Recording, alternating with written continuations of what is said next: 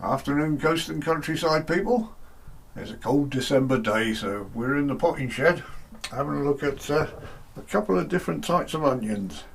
Now, the first ones, these are called Babington's Leeks, which is a type of onion that I've never seen it flower.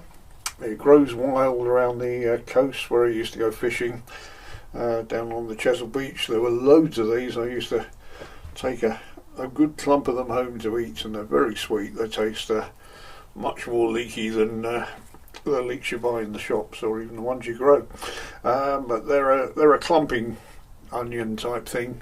They set bulbils, but I've never seen them set seed.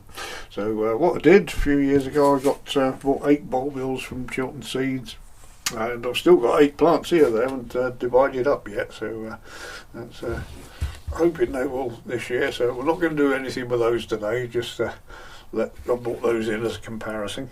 But the main thing I'm having a look at today is the Welsh walking onions, which despite being called Welsh, aren't actually from Wales. It's just the use of the word Welsh as meaning foreigner, and these are actually Egyptian.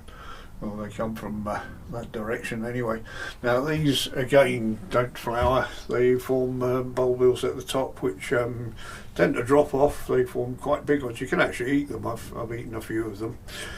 They drop off and fall next to the plant, grow some more, and then it looks like the plant's walking because of the habits it forms. So these weren't doing very well outside. I grew them from seed a few years ago and I had 2 or 3 of them outside. They really weren't doing very well where they were, so I potted them up and put them in somewhere more sheltered, and they've obviously divided quite a bit more, because there's quite a few in here, and I certainly didn't sow that many of them, but I planted them too deep in the pot and you can't get to them, so they basically need taking out and tidying up, and I thought I'd put them into some different pots and plant them a bit higher up so we can actually see them. Now what we're aiming for here is a spring onion type plant, so take some of the divided ones off to eat as spring onions. So I'll just get them out and have a look at them.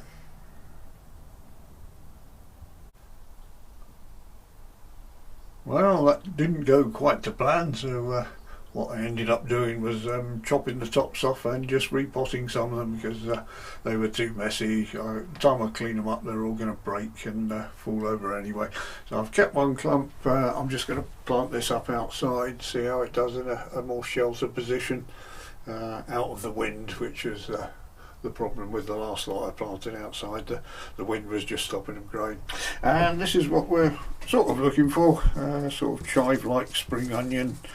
Not the best examples. These would probably be better if I clean them up a bit more, but they'll come at a time of year when the bulbing onions from last year are just running out, or last season, and the spring onions that I planted haven't quite come on, so these should help to fill the gap a bit. So there we go, the best laid plans, as they say.